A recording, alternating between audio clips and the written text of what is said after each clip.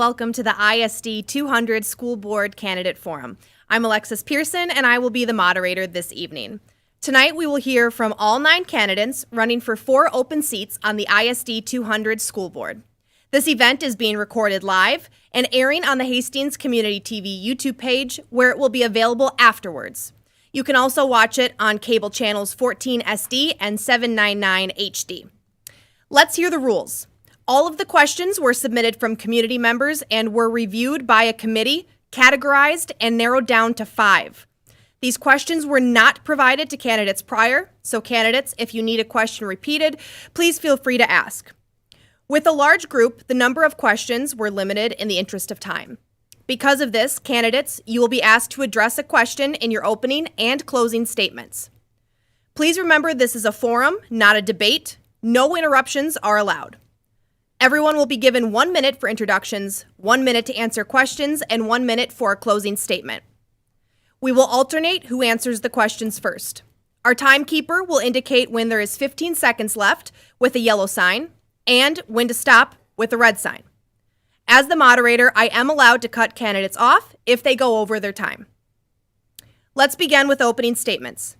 Candidates, you will each have 1 minute to give an opening statement.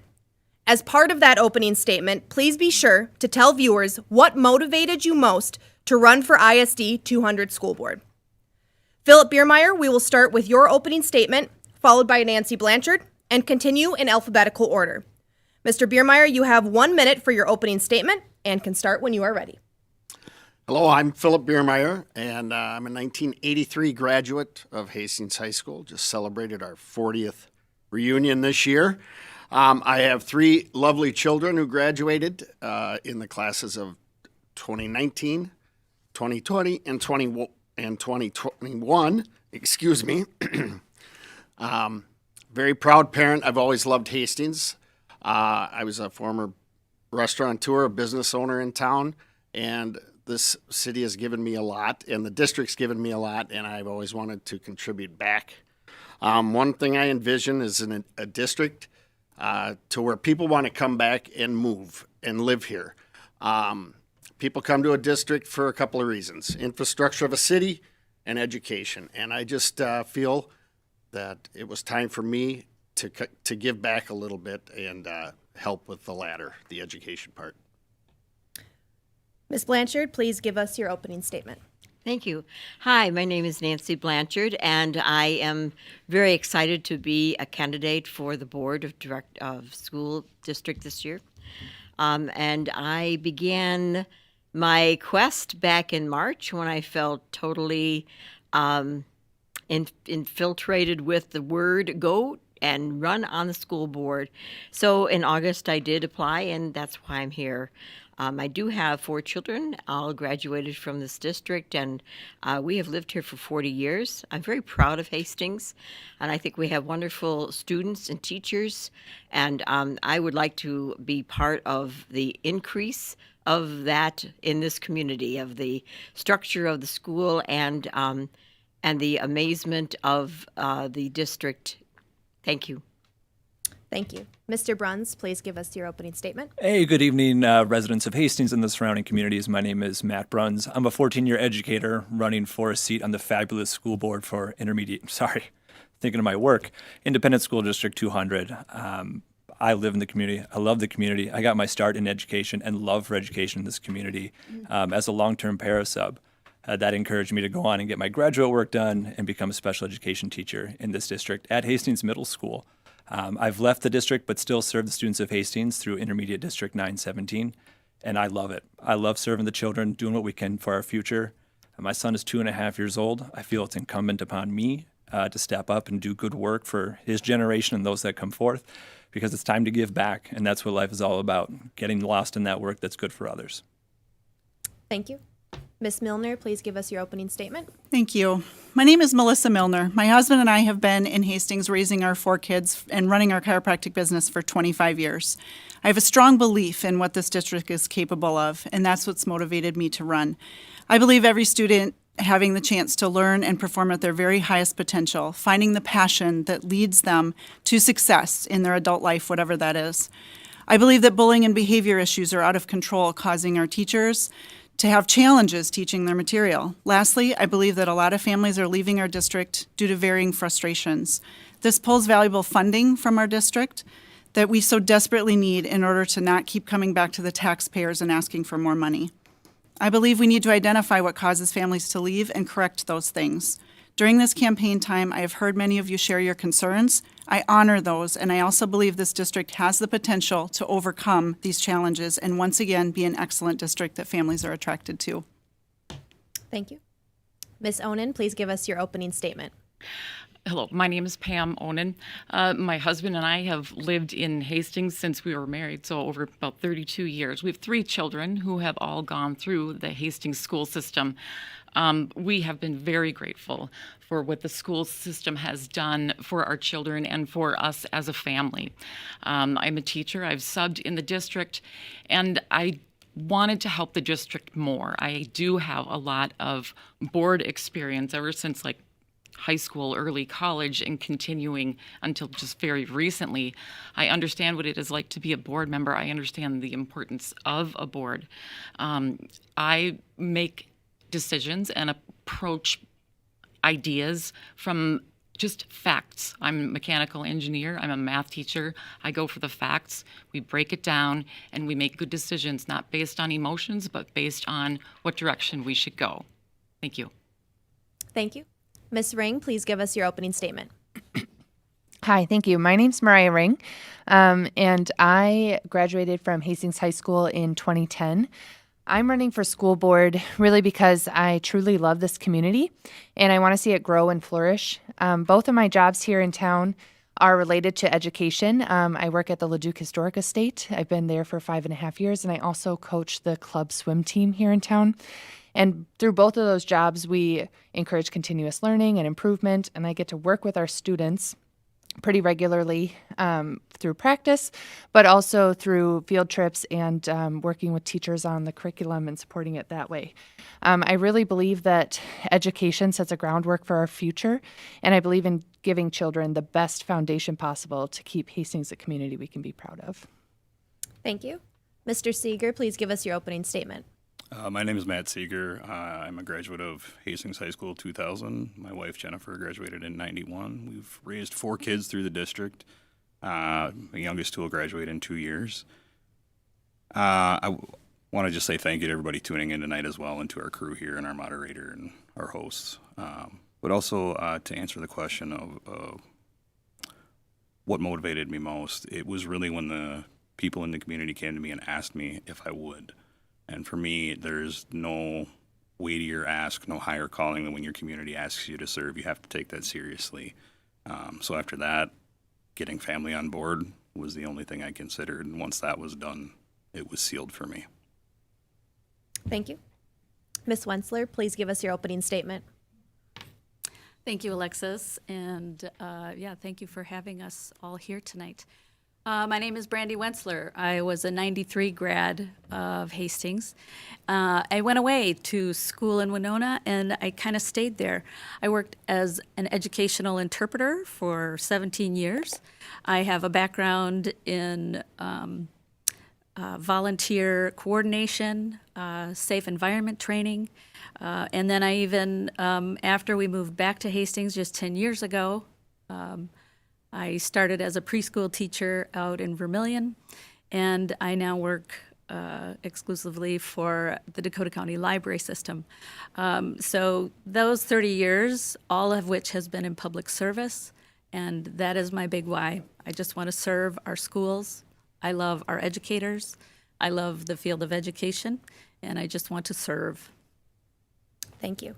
And lastly, Ms. Wiederholt-Pine, please give us your opening statement. Thank you. Hi, I'm excited to be here tonight and appreciate the time and everybody available to answer questions and put this out there in front of the community so they have a better experience going to the voting poll next week. But I'm running mainly because I want to see academic success in our children. I have 3 children, and we did the homeschool piece during COVID. I appreciate the schools. I appreciate the teachers. I don't want them back at my house for me to be responsible for their academic rigor.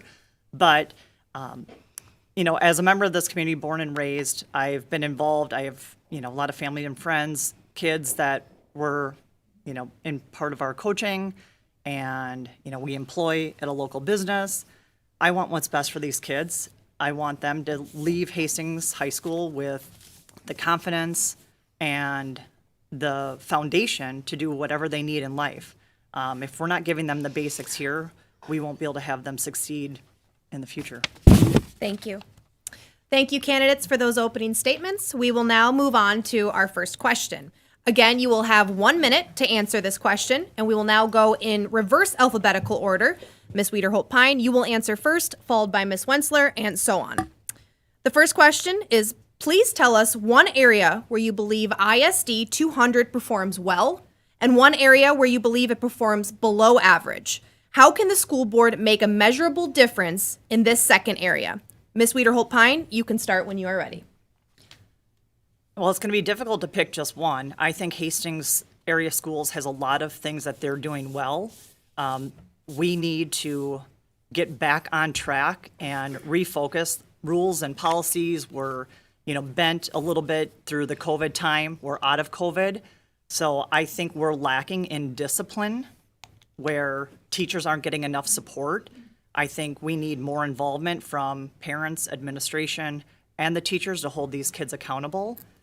So I think we need to better improve the educational experience from elementary school on up and give the teachers and the staff members the support they need, both from administration and the community. Thank you. Ms. Wentzler? Yes, thank you. One area that I think Hastings does really well, especially here in our Hastings High School, is to prepare our kids for beyond high school. We have amazing programs, AVID, which is designed for the 4-year college students, and then we have our trades program. And our trades program pulls a lot of recruiters in to our schools, and so we are doing a fantastic job getting kids ready to go out into the workforce.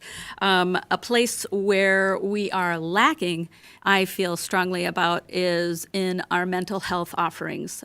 We've got a lot of students who came out of COVID who are still hurting, who are developmentally behind. And I think as a board, we're going to need to look at what kind of staffing, what kind of paraprofessional, what other kind of supports that we can offer students who need it the most. Thank you. Mr. Seeger? Yeah, so one area I think we do really, really well in is our arts and our athletics offerings. Those are huge in this district, very robust. Can't say enough good things about those programs, really. And there's a lot to build on there. In terms of an area that maybe is performing a little below where we'd like to see right now, it's not a secret. Our academic test scores are not where we'd like them to be as a district. We're doing better than the state. That's something that we can hang on to in most areas. But even with that, we need to really make sure our students have the support that they need and figure out where those gaps exist to bring those scores back up. Thank you. Ms. Ring? So I would agree with what the other candidates have said so far as well, but I think that one of the areas that we really excel in is that we have so many programs that provide a really equitable system for our students. We have at least 30 different gifted and talented courses, 28 programs that they can utilize that encompass choir, drama, industrial tech, but also special education services and special services for those students. Though I do feel that some areas that we could grow in, one of those overlaps is in talking with community members. I've heard some discussion about how they're grateful that we have things like IEPs, individualized education plans, within our district, but that sometimes they are not always carried out to the best effect to help those students, but also that we need to figure out what is going on with our bullying policies and why these things are not being better addressed within our schools for our students. Thank you. Ms. Onen? Thank you. Where I believe ISD 200 performs well, I think many of the things that happen in the Career Center are amazing. First of all, the room itself, the area is very inviting. Students can walk in, and the number of resources that are there are amazing. They'll help the students basically with which tests do I need to take in high school if I want to go further in education, or how can I start getting ready for a job? There are job listings up in the Career Center. So the Career Center is a wealth of knowledge, and yet it will inspire the students to know what they're looking for in beyond. And it's going to give them a wide range. So if you're like me and you go engineer and then teacher, you understand that there are different jobs that you can do. Under the umbrella of wellness is where I think we are lacking. I'm worried about the drug use in the community. I'm worried about bullying. And I would like to see classrooms be more effective. Thank you. Ms. Milner? So one area where we perform well, it's kind of going along the same line here, is just the amazing amount of classes, the variety that we have for our students to be able to try different things and branch out and see what they like and what they don't like. Because let's face it, when you go to college and do that, it's expensive if you don't take the classes that you think you're going to like. So it's great that they can practice in high school and try so many different things. Plus, you add in the extracurriculars and the clubs and the activities and all of the things. I mean, there's no reason our students can't come out very well-rounded in hobbies and activities and what they want to do as a career. Where we're performing below average, that's kind of worded a goofy way because, like Matt said, I think, technically our test scores right now are better than the state, but if you compare to 25 years ago when I moved to town, man, people raved about Hastings Public Schools and how we were top 5 in the state. So I know we can do better. I know we can improve. Thank you. Mr. Bruns? I think, excuse me. One area we perform really well is the entire why of education. We have a great framework and infrastructure to produce well-rounded individuals, including the arts, career and technical education, sports. We take a lot of pride in all of those things, and I like seeing those things come to fruition over at 917 as well.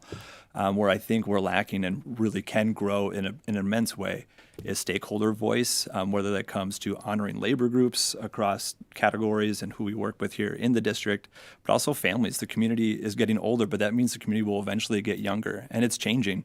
It doesn't look a lot like me or any of the other, over 30, sorry if you're not over 30, white folks at this table. And we need to make sure that we're getting the voice of the entire community to make sure that we craft an education that suits the people that are coming in our doors so they can be the people they want to be on the other side. Thank you. Ms. Blanchard? Thank you, Alexis.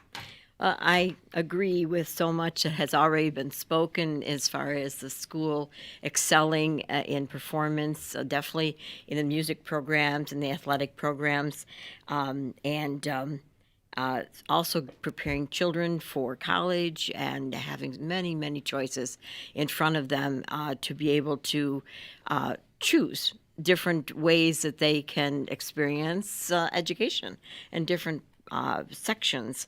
I am concerned about many things since I began looking into our school district, since I have been away from it for so many years.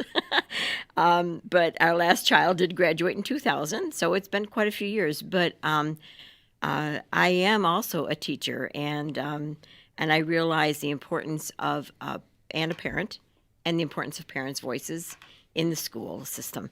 And I think that's one of the areas that we definitely need to focus on, along with safety. Thank you. Mr. Biermeyer? I will follow up with everybody, especially music, choir. Those programs they do excel. Our graduation rates are also pretty good. That also concerns me. Are we in a pass-fail system here, or are we really? Are the numbers really what they are? We're at about a 50%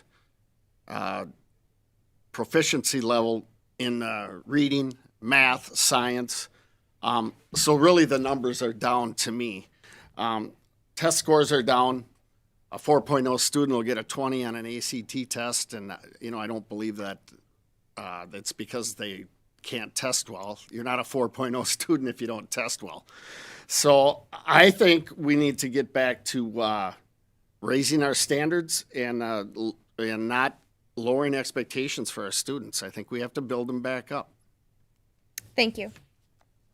Ms. Blanchard, you'll answer this next question first, followed by Ms. Milner. The question is as follows. As a school board member, how will you show support for teachers and staff? Ms. Blanchard, you can start when you are ready. Thank you. I think it's important as a school board member to know the priorities for teachers and the protocols for behavior modification for children.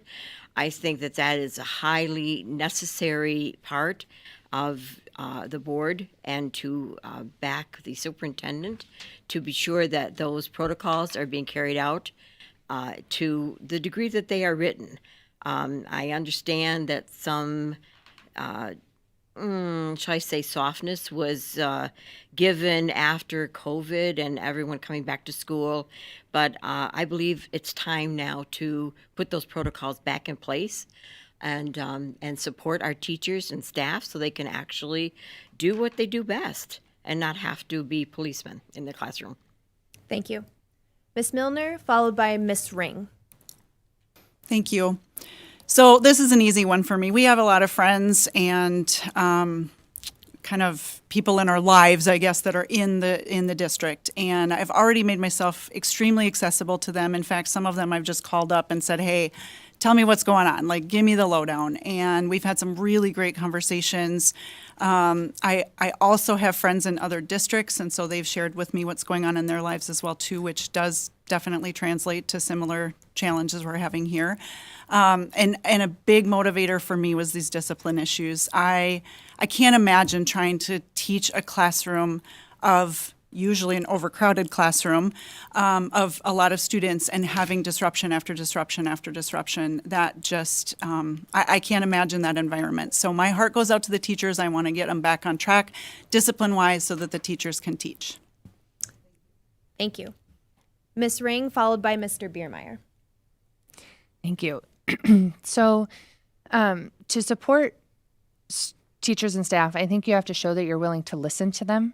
You need to make sure that you are showing that not only are you implementing policies that are going to be supportive to them, but also to the students, but that you're willing to listen to their voices because they are the ones that are on the front lines. So they're the ones that are in the classroom.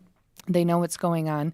And if you're not willing to hear their side of things and you're just going to make assumptions based on things like test scores or, pardon me, the quality of our reading and comprehension and things like that without actually addressing the people that are doing the teaching and implementing the practices in the curriculum, it doesn't bode very well for making sure that your school system is cohesive. So I would show support by just listening and making sure that we were being supportive through policies as well as just willingness to have a conversation.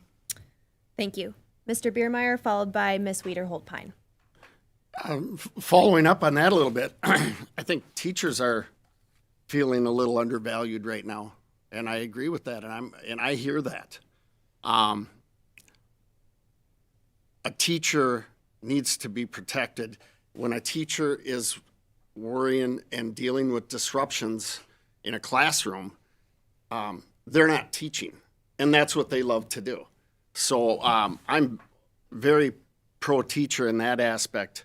I do talk to teachers, and they don't feel that they're getting supported the way they should be at the administrative level. We need to get back and give the teachers their domain back. Their classroom is their domain, and they have to be able to control it, and they have to be able to run it, and they have to have they need more discipline in it. And when they discipline people, they need people standing behind them to take care of. Thank you. Ms. Wiederholt-Pine, followed by Mr. Seeger. Yeah, absolutely. You know, being the fifth one answering this question, of course, I feel like there's got to be more consistency. There are policies in place. Are we following those policies? Are we consistently, treating behavior situations the same on an administrative level? Are they supporting? I hear a lot of feedback from teachers where, they call for help and it's minutes, and now they're evacuating classrooms because we have a disruptive child. Well, that's ineffective. Now, a lot of this is a systemic problem. We don't have bad teachers. We have amazing teachers. And any of us in this room can say, all of us have impressionable moments from these people that have been key instruments in our childhood, in our school time.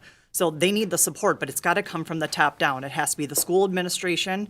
It has to be the superintendent. It needs to be the school board. It needs to be the principals. Everybody involved needs to step back up, get more involved, and, get it dialed back in. We are so far from what used to be the norm. Mr. Seeger, followed by Mr. Bruns. Yeah, I think the best way we can show support for our teachers and our staff is we need to create a feedback mechanism right now. We have a new administrator at the helm of this district.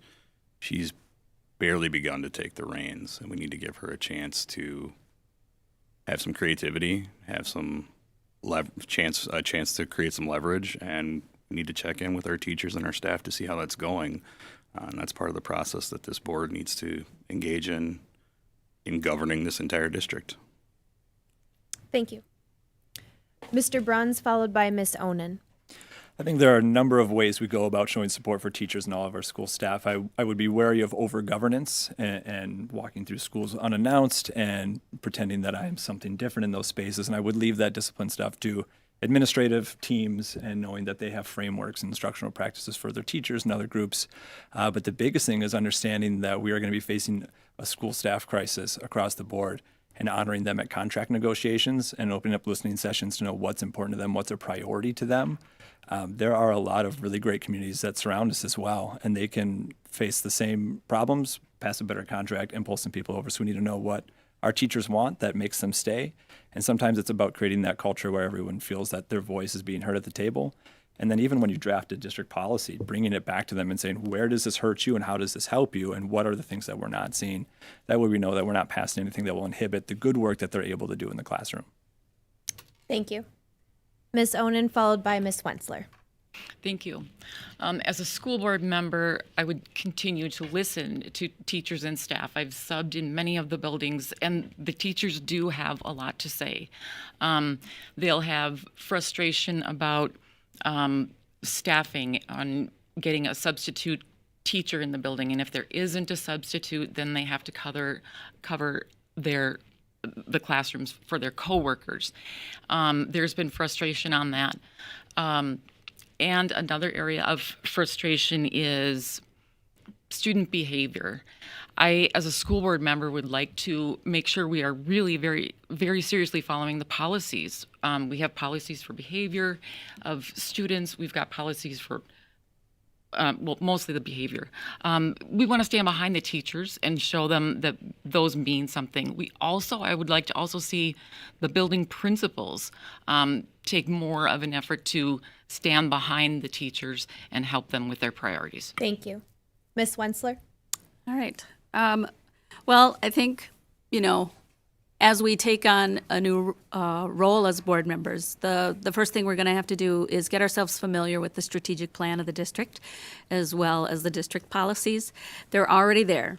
They're already laid out for us. So becoming familiar with that as board members is going to be key. But then also it's going to be highly important to make sure that we are listening to the professionals that have already been hired.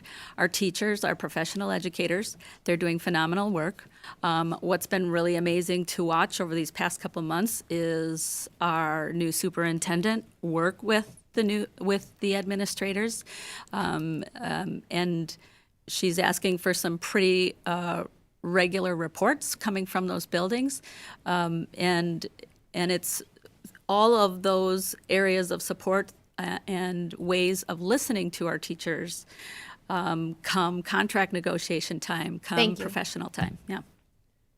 For the third question, Ms. Ring will start, followed by Mr. Bruns. How would you work to allocate resources effectively and efficiently to support student achievement while managing the budget? Ms. Ring, you can start when you are ready. Thank you. This is the big question, right? Because money is something that is so important, and it goes into figuring out how you can have the right funds to effectively build an education in a district. I think we would have to look at what's being funded and if there are areas where there's some wiggle room to make sure that perhaps we can reallocate some funds. I think there's always some discretionary income within all budgets. I work pretty thoroughly with a budget at the Leduc Historic Estate when I'm there, and sometimes you don't necessarily use all the funds for one thing and you can slide them into an area of need. So I think it's important to make sure that we're being mindful of where these budgetary concerns are and how we can perhaps slide funds around to make the most effective management of our school system. Thank you. Mr. Bruns, followed by Ms. Milner. I think this all goes back to stakeholder voice. I think we work as a community to identify what needs to be changed based on the facts that we have. So getting community input from our families and students, staff input, administrative input from the board, and also from the state and federal government, knowing what we can work on, and then deciding what we're willing to sacrifice if we need to move resources around. So if we want to do something at the secondary level, having a very courageous conversation about, are we willing to bump classrooms up to students at the second grade level? If we're not willing to make that sacrifice, we don't pull that string. We just need to be committed to the biggest and best lift that we can do at any given time and agree that that's the way that we're going to do it. Thank you. Ms. Milner, followed by Mr. Seeger.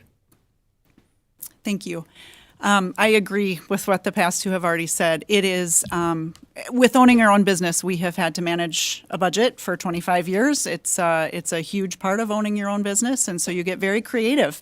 Like they said, sometimes you shift funds from what you thought you were going to use here to over here. When we were building our new building, we had that happen several times, where we had to let go of this part of our dream to have this part of our dream happen. So student achievement is definitely a huge issue that we're all bringing up, right? We want to make sure that our kids are doing better. So getting that community input, getting the teacher input, getting the administrators input, where are our funds best utilized? And just working as a board, that's why we have all the brains together, working together, is to make sure we're making the best decisions for the kids. Thank you. Mr. Seeger, followed by Ms. Onen. Yeah, I mean, to effectively and efficiently do this, we're really going to need to absolutely come together. We're going to have to ask some hard questions. We're going to have really difficult conversations. Everything in life I've learned is a trade-off. And so when you say yes to one thing, there is something else you will have to say no to, and the inverse is equally true. Does that mean that we can't be creative? Does that mean that we can't be innovative? Absolutely not. But we have to be cautious about how we approach that. We have to really consider what those trade-offs are and if the community is going to value those things. Thank you. Ms. Onen, followed by Ms. Wentzler. This question, I'm just going to say it. I do not have enough information to be able to answer this question. I don't know. I cannot tell you exactly. Things I do know, I for sure do want to support student success. I also want to make sure we keep supporting the teachers. Those I would like to keep. As far as managing the budget, so student achievement, you need the students, you need the teachers. Managing the budget, I don't know enough specifics about the budget to know what we could cut. This would be a conversation that we would have, not just as a board. The community, the teachers, the superintendent need to help us understand where we might be able to make some changes. This would require a lot of effort, but it is very important. I love this question, and I cannot answer it yet. Thank you. Ms. Wentzler, followed by Mr. Biermeyer. The biggest challenge, I think, with this particular question is that we are moving ahead. We've seen 7 to 8 years out that we have a shrinking student population. And so those big challenges are we going to still provide the quality and the quantity of amazing opportunities to our students that we have been able to moving into the future. And I'm also a small business owner, and so I understand the necessity to make sure that infrastructure is maintained, but then that also the student achievement piece is key. And the most important piece to the student achievement is making sure that we've got qualified staff, our educators remaining in place. And so I think that's going to be the most key element to this whole issue moving forward. Thank you. Mr. Biermeyer, followed by Ms. Wiederholt-Pine. As a former business owner, it was budget or you're bankrupt, you know. This is a tough question. There's only so much of the pie. Teachers need to be paid. We have to compensate teachers. We want to keep good teachers. That's what our goal is, right? Quality teachers bringing elite students. This is a tough question to answer right now. Budgeting is important. I've always believed that, being self-employed. I also worked as a union president, so I know when you come to the table in negotiations, they tell you there's only so much of the pie. So with the little sliver of the pie we're going to get, we really have to make some important decisions, community-based, board-based, teachers, everybody has to be involved in this. We need input from all people. Thank you. Ms. Wiederholt-Pine, followed by Ms. Blanchard. As a school board, we really will only have oversight of probably less than, 7 or 8% of the total budget, right? Most of it's already accounted for in salaries, compensation, overhead costs. But I think we're going to have to be really aggressive in how we manage that small percentage. There's a lot of mandates coming down from the state. There's things that are going away. There's levies that are not renewing, potentially, more decline enrollment. So we are going to have to be very creative. It's a matter of just looking at where our strengths are, where our weaknesses are, what areas we really have to prioritize, what needs to be focused.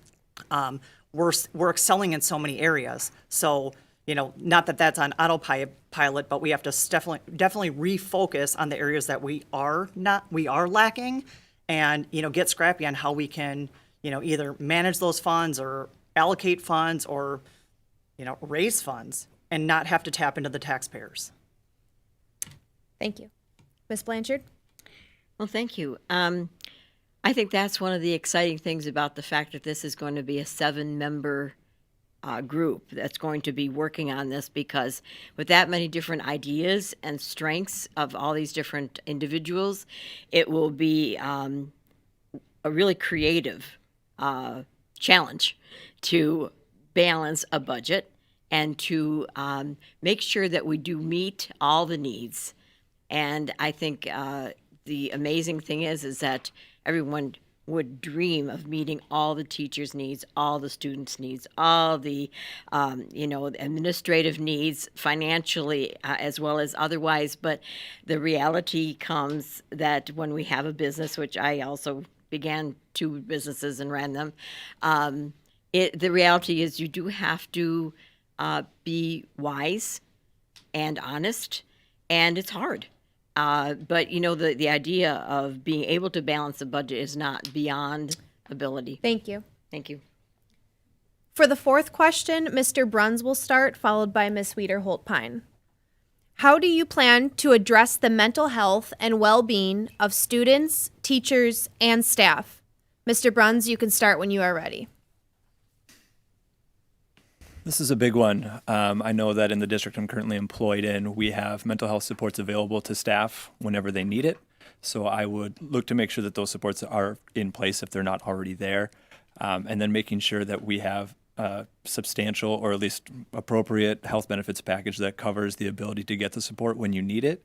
If you're seeing a good therapist, you should be seeing them weekly, and get out there and flush that stuff out of your system. Teachers and administrators and counselors and social workers, we take on a lot during the day. You need to get that out so you can take care of yourself and then further take care of others, and making sure those things are in place. And then for students as well, making sure that we have the mental health supports available and at a ratio that actually works. In the state of Minnesota, we're at second to the worst in the country, like one counselor for every 450 students. We really need to be at one for every 250. So it'll be a lift, but it's what the science says kids need, and it's what other states are already doing. Thank you. Ms. Wiederholt-Pine, followed by Ms. Ring. Well, I work in the healthcare area, so I insure a lot of different businesses, but mental health care is typically on the rise. It's one of the leading pharmaceutical on most clients' data. You know, if we can help support the teachers through the programs that our insurance companies, the employee assistance program, there's virtual-based telehealth, you know, there's a lot of resources that we can tap into that aren't as expensive. I understand there's on-site counseling where, you know, maybe making that more readily available. I think the stronger mentally our teachers are, obviously that's going to be a direct impact on our students.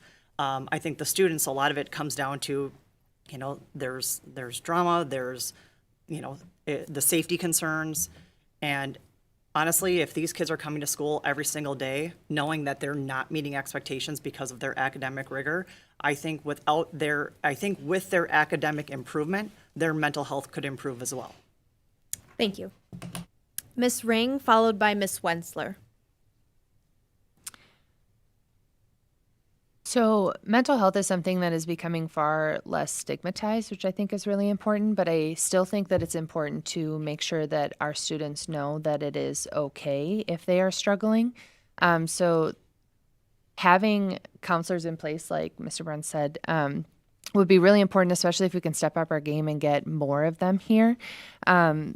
Also making sure that our teachers have good healthcare benefit packages, but also making sure that the counselors are not just here for our students, but also for our teachers.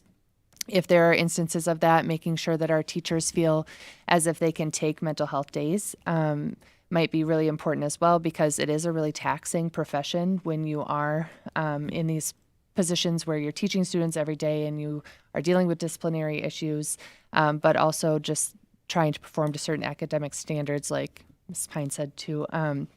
It's important just to make sure that there's a voice and that we're willing to hear it. Just to repeat what the question is for everybody watching, how do you plan to address the mental health and well-being of students, teachers, and staff? Ms. Wensler, you can go next, followed by Mr. Seeger. All right, thank you. So the state of Minnesota really came through in terms of feeding our kids and making sure that every kid who steps into our building has breakfast and lunch. So that's great for their bodies. But now we're talking about their mental health. It's going to be really meaningful to up our game in terms of counselors, school psychologists, and in terms of support for the teachers. Oftentimes having just a paraprofessional in the room is a support to the teachers, but also making sure that there's some meaningful additions on that healthcare package. That's important. Another thing that we need to be thinking about, the community ed piece that's kind of under our umbrella as well. And so maybe there needs to be additional adult education and ways to reach out to parents and offer them assistance for their kids. I know personally, community ed has been a big benefit for me. Thank you. Yeah. Mr. Seeger, followed by Ms. Blanchard. So, to Mr. Bruns' point, we do need to ensure that we have some wellness programming in place for our teachers and our staff. We really do need to look at what that support looks like for our students as well, though. We know the drug use trends are on the rise, substance abuse trends are on the rise, mental illness crises are on the rise, and suicide rates are on the rise right now. And those are things that none of us want our children to experience. Some of us in this room probably have experienced them. I know I have. For 17 years, I've worked in public service, and for the last probably 10, I've been engaged in peer support work with my colleagues who see and hear some of the most horrific things that you can imagine. And while it may not be to that degree in the classroom, there is a lot that gets unpacked on our teachers every day. They need a place to take that, and the counselors working with them need a place to take that as well. Thank you. Ms. Blanchard, followed by Ms. Onen. Thank you, Alexa. I am very concerned about this particular question and answering it. in the best way that I can. And I do believe that there definitely is a lot of focus on mental health, on well-being, and I think it's excellent, and we do need to be concerned. At the same time, as a teacher, I am concerned that as a community, and maybe as a country even, we are putting way too much on the teachers to be those counselors, the teachers to be the police, the teachers to be the ones who stand in between and to bridge the gap. I do believe there are multiple ways of dealing with this other than maybe the one that we're looking at, or maybe there's several we're looking at. I just really believe that there's more choices and that there are professionals. I'm not so sure we need to have them in the school, though. Thank you. Again, the question is, how do you plan to address the mental health and well-being of students, teachers, and staff? Ms. Onen, followed by Mr. Biermeyer. Thank you. Our district currently has in place how students anyway can access mental health, and I am in support of that. And let's see, I was talking to a few of the people who provide that service, and I was happy and surprised to find out that if your student is in summer school or trying to do credit recovery, those services are still available to them. So it's not just September through June. I appreciate that. Or if it's not available to school, they'll be steered a certain direction. One thing about this is that mental health doesn't have the negative stigma that it used to. I'm very glad about that. I think that helps people try and get more information. We've got a 1-semester class, Health 9, where the students learn about drugs and mental illness. I think we could look at expanding that topic into more into the next semester.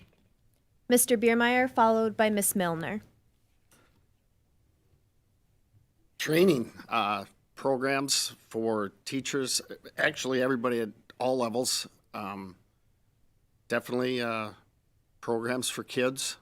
Safety to me is big. I mean, if especially if you're not in a learning environment that is cohesive and you feel safe in it, I think it causes a lot of mental anguish. I agree with the academics part. Let's build them back up with literacy, and if you can read, if you can do things, you build your confidence with intellect, right? I firmly believe that if we can also work not only from the aspects of training and taking care of people when they aren't well, if we build them up academically again, I think we bring confidence back to our kids and our teachers. Thank you. Ms. Milner? Thank you. I'd like to start out by saying teachers' health care packages should include mental health coverage, 100%. But honestly, this topic brings me more questions than answers. My chiropractic practice has a strong focus on caring for children. I want children to be wholly healthy in all aspects, and I've referred to the proper specialists in many cases concerning mental health. During the campaign, I've encountered so many people who say mental health issues are a top priority. How the district can best serve that challenge is what I struggle with. How many mental health professionals can the district handle to hire? Is it 10? Is it 40? And where does that funding come from? We just had a question on budgeting. Where do we cross the line from becoming a public education system to a taxpayer-funded mental health clinic? I don't know where that line is. Studies show that regular exercise, adequate sleep, proper diet show incredible results. Will we hire nutritional therapists, exercise therapists, or engage our current Phy-Ed teachers in this specific need at a different level? Thank you. For the 5th question, Ms. Onen will start, followed by Ms. Blanchard. How do you view the role of technology in education, and in light of your viewpoint, what do you think of the current technology levy? Ms. Onen, you can start when you're ready. The role of technology in education is here to stay, and it will continue to grow. We need to make sure that the role of technology stays consistent. We want our students to be familiar and comfortable with different forms of technology. When they're done with high school, Have we made sure that they are comfortable to go to the workforce or to go to schooling, further schooling? We need to make sure that they have had experience with different software, different hardware. In light of my viewpoint, I am on board with the current tech levy. That's been something I've been discussing with people as I knock on the doors. Our current tech levy, 60%, about 60% of that money goes directly for student learning, the software and what they're holding in their hands. We need to continue this. The balance goes for cybersecurity, for the district, and for each of the devices. We cannot go wrong. Thank you. Ms. Blanchard, followed by Mr. Seeger. Thank you. I will probably almost echo what Pam said, but I do also recognize the importance of technology for our students, that as they move in life, this is something that's pretty much here to stay. We've had it for almost 30 years from where we started, and it's continuing to increase. And it is important that they have at their fingertips as much as other districts in the area, so that they are just as much qualified as they move on in life.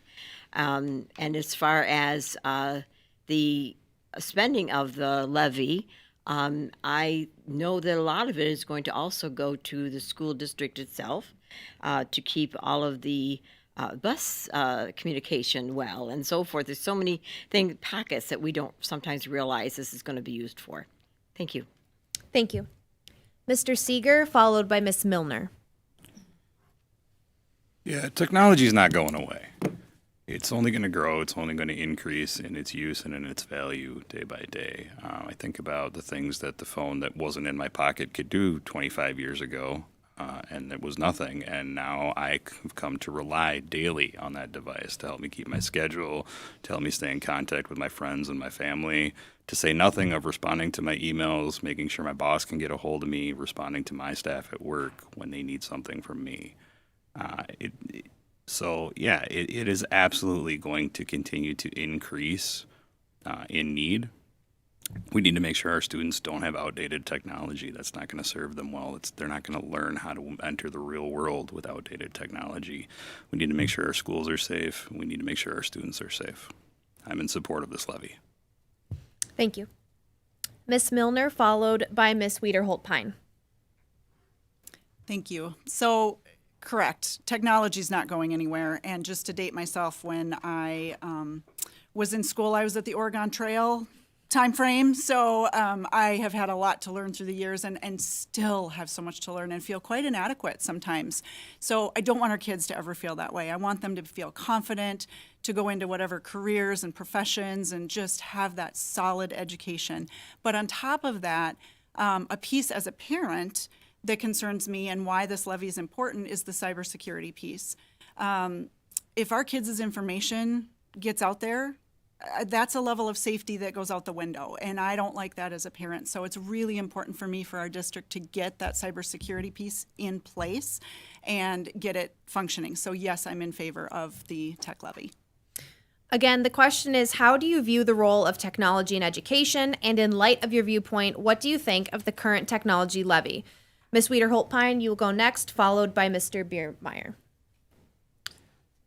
Well, technology is obviously the way of the future. Everything we do, everywhere we go, everything is becoming more and more technical. I'm absolutely in support that these students need to have the devices, but it shouldn't be in replacement to classroom instruction. They should not be, learning from a YouTube video. I mean, we have our kids at school because we all failed at homeschooling them, and during the COVID times. But the tech levy, obviously there's a lot of state mandates coming down the pipeline that are unfunded. From what I understand, the current budget has to oftentimes borrow from where the technology dollars are coming from. So it's already depleted. The devices that were purchased during COVID, none of them are going to sustain, right? All of our devices are not built to last. So they're going to need replaced. The security, I know cyber insurance, and, in the event of a breach, what will that cost the district? So the technology support is key. Thank you. Mr. Biermeyer, followed by Ms. Ring. Totally in agreement there. I'm we all know technology's here. I agree. I'm not necessarily for a one-to-one at the elementary level, and I may be the only one who thinks like that, but it's kind of the way I believe. I agree. I think we're taking away from the learning in the class also a little bit with it. Once again, accountability. I just want to know where the money's going. I'm not anti-levy, but I want to know where the money's going. I've talked to a number of people, and I brought this up in our meeting when we had it with the superintendent. Security is a big issue, and are we ready for a breach? Are we ready what it's going to entail to get back to running? Do we have data backed up? I mean, do we have recovery? Do we have backups? I mean, there's a lot of things that I don't know if we're prepared for them from what the questions that I asked weren't answered. So that is a Thank you. huge issue for me. Ms. Ring, followed by Ms. Wentzler. So the first part of the question is asking about the role of technology in education. And then while everybody's addressed it as something that's here and it's not going away, it also is something that really supplements the education. You still need the one-on-one from the teacher, but it also gives you access to so much more information at your fingertips. Speaking as somebody in the history field where we rely on different sources, it gives me immediate access to primary sources on occasion, but also secondary and tertiary sources that can only enhance my research. And it can do that for students too. It also is a great way to be able to send a worksheet to everybody all at once. It reduces paper, things like that. Though I do also 100% agree with the need for cybersecurity in those things too, because if you are on the internet, chances are you can stumble across things that you're trying not to stumble across, or maybe you are. But, and you need to protect from that too. I'm definitely for the tech levy because I think it's important to keep building our students up in futuristic ways. Thank you. Again, the question is, how do you view the role of technology in education? And in light of your viewpoint, what do you think of the current technology levy? Ms. Wentzler, followed by Mr. Bruns. So yeah, technology, it's key. It's here with us. One of the cool things that is already happening at our middle school level that our principals were just talking about is there's digital citizenship that's already built into the curriculum. It weaves throughout 5, 6, 7, 8th grade, and it's teaching students about how they can behave online and how careful they need to be, which is great. I think moving forward, it's going to be important to add to that digital ethics. It's going to be important for our instructors to have training and understanding in artificial intelligence. It's already here, and it's going to be important for us to understand how that can be used both as a tool as well as to make sure that it's not being used inadequately. It's going to be key to pass the tech levy, mainly because of cybersecurity. Average cost of a hit is $4.5 million. So we do not want anybody to access Thank our you. students' private information. Mr. Bruns? Yeah, thank you. As an educator, technology has been amazing. Just the boon in that area when it comes to lesson prep and expanding the horizons of my learners. I also see this from the special education perspective. My learners with disabilities and maybe some struggles that they would like to grow on can use technology to bridge enormous divides that they would experience otherwise. So it is making the world accessible to them in ways they wouldn't normally be able to do it.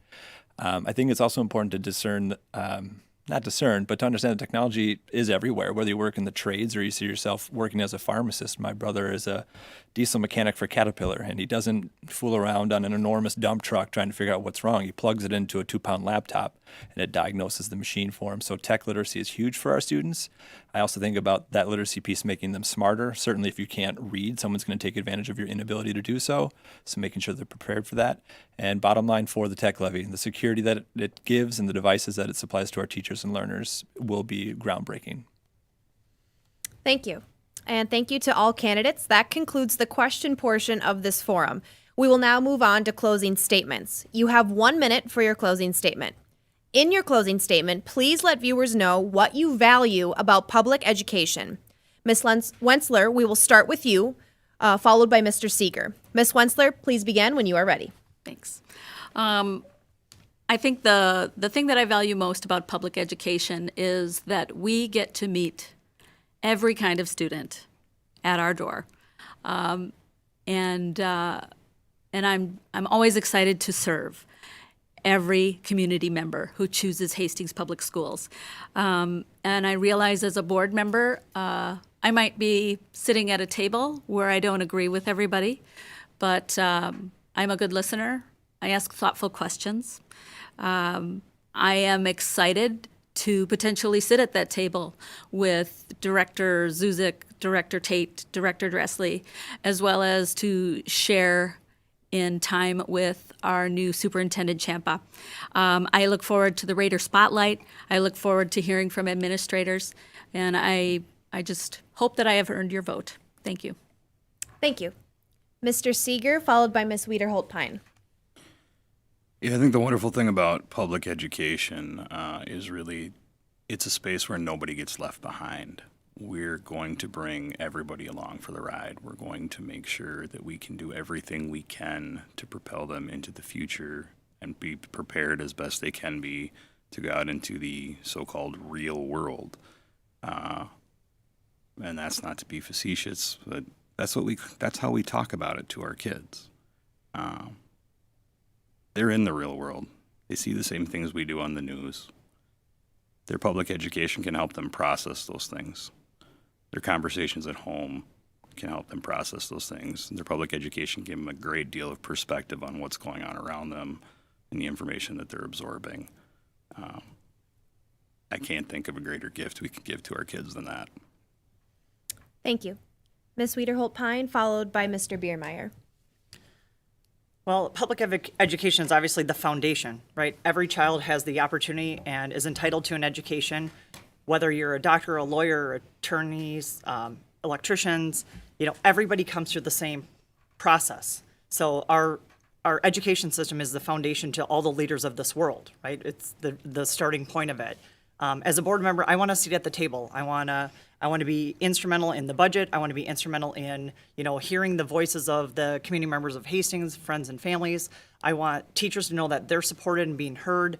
And I think, we have this opportunity to turn this around.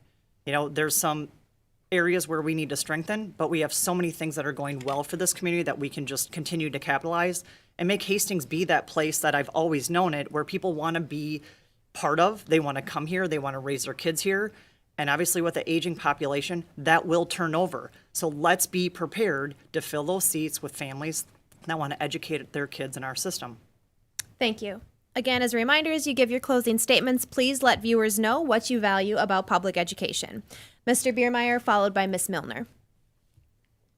I value diversity. My kids were able to meet a lot of different people and a lot of different backgrounds and a lot of different stories of individuals. And I think that is the greatest asset of public education. Hey, we have an opportunity for some fresh ideas, and I'm looking forward to working with any and all board members if I'm elected, existing and new. Whether you want to be a plumber, an electrician, or the next great physician, whether you want to go into the workforce, tech school, or four-year college, I want to see our students equipped with the best tools for success. I'm just asking everybody, get out and vote on November 7th, and you have a lot of great choices here, and I just hope you get out to make that choice on November 7th. Thank you. Ms. Milner, followed by Mr. Bruns. So I attended a conference where Dennis Waitley stated, there are always two choices in life. Either put up with the conditions as they are or take the responsibility to change them. For the most part, we had a wonderful experience with our two boys graduating from Hastings High School. And what I value about that is the great variety of people, friends, teachers, coaches, classes. I mean, there's just so much variety available to them in the public school system. I really value that. What I'm seeing and hearing and experiencing firsthand now does not exactly match the experience we had with our boys. I'm pretty disappointed in our current math, science, and literacy scores. My heart is troubled over the constant and scary lack of discipline, accountability, and out-of-control bullying. I was bullied back in the day when I went to school, and I know the deep ramifications and how that affects a student and a life. I'm running to turn that all around. and I'm stepping up to take some of that responsibility to change our current status. Let's create a solid future for all of our students and restore excellence. Thank you. Mr. Bruns, followed by Ms. Blanchard. Thank you, Alexis. Vote. The only thing I really want to impart upon you is vote on November 7th. Dust off those Red Wings, walk on down to the polling place, and make your voice heard. The reason why it is so critical, and this is what I love about public education, it is one of the single public goods we are all invested in, and it can totally transport and transform our community. It can take a young punk kid from a divorced family, working class, and turn him into a postgraduate, super boring and dorky educator.